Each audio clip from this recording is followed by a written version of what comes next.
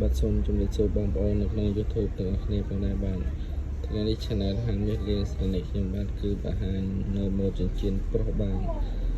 សម្រាប់ម៉ូដនេះគឺម៉ូដក្បាលនាគបាទគឺស្អាតមែនតើគឺនាគពណ៌ត្បូងពណ៌លឿងបាទសម្រាប់ចិញ្ចៀននេះគឺពងន់ពីជីជាងទេបាទគឺស្អាតមែនតើចិញ្ចៀនប្រុសក្បាលនាគគឺឡើងដៃទៅអែមមែនតើបងប្អូនអាចពាក់ដៃកណ្ដាលក៏បានបងប្អូនខ្លះក៏ពាក់មេដៃ style អញ្ចឹងគឺស្អាតចំពោះនាគនេះមាន